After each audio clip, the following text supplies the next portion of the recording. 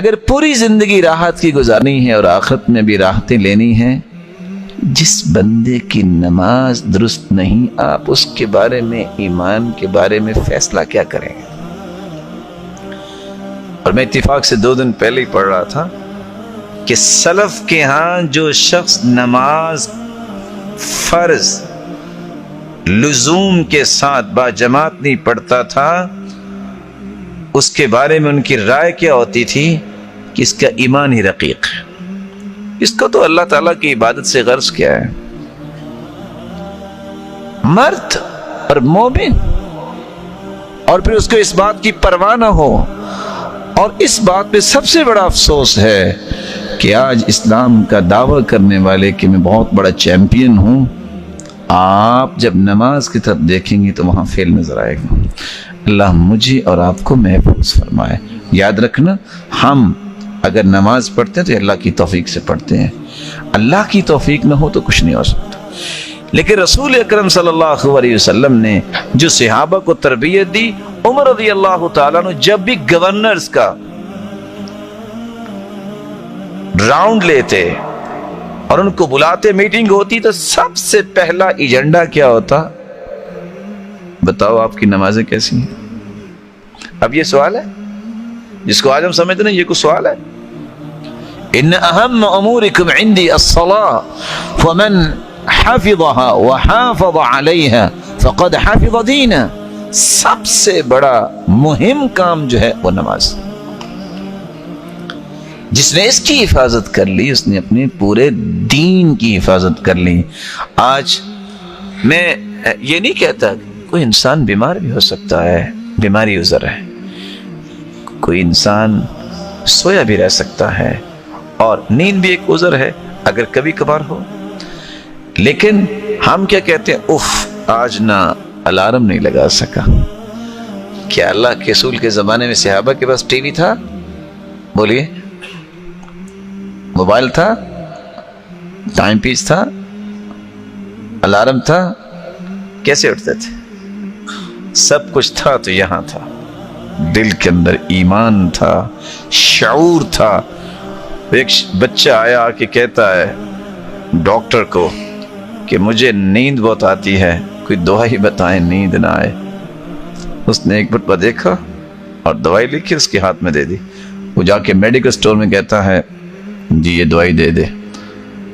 اس نے بھی پڑھا تو یہ مسکرا کے کہتا ہے بیٹا یہ دوائی کس چیز کے لینا چاہتے ہیں؟ کہتے وہ ڈاکٹر کے پاس گیا تھا کہ نیند بہت آتی ہے۔ کہا پتہ یہ کیا لکھا ہے؟ کہتے کیا لکھا ہے؟ کہا شعور زندہ ہو تو نیند نہیں آتی۔ اس کا شعور مر چکا ہے، اس کو کسی چیز کی پرواہ نہیں ہے۔ اس لیے امت کا شعور بیدار ہونا چاہیے۔ میری نماز نہیں تو میرا ہے کیا؟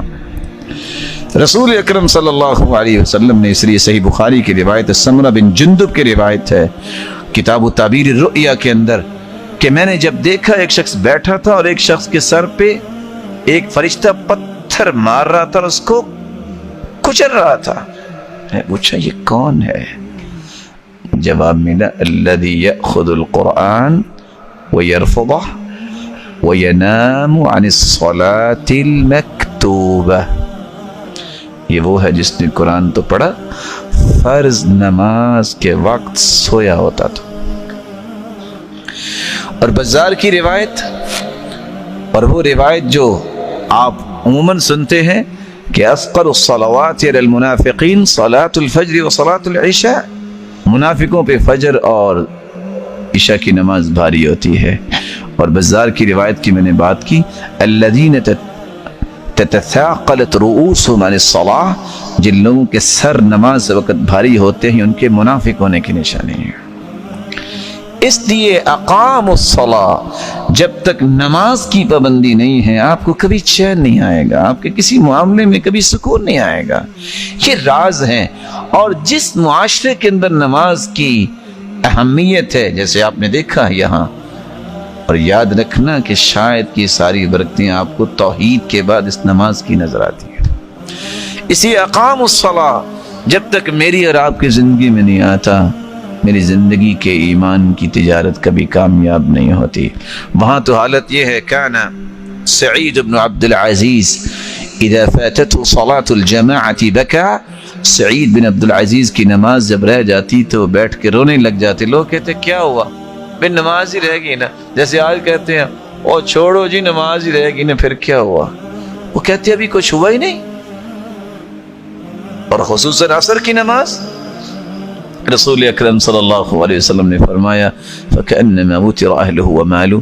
اس کی عصر کی نماز رہ جائے، وُتِرَ أَهْلُهُ وَمَالُهُ، وہ ایسا ہے اس کی زندگی کا اندر جو بھی مال ہے سارا برباد ہو گیا، اور اس کے خاندان کا ایک بچہ بھی نہیں بچا، سارے مر گئے، اتنا نقصان اس کا ہو گیا. اور انسان کہے کہ میرا نقصان ہی نہیں ہوا.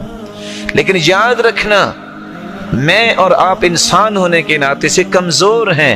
اللہ سے مدد بھی مانگا کریں کہ اللہ ہمیں ہمت دے، توفیق دے.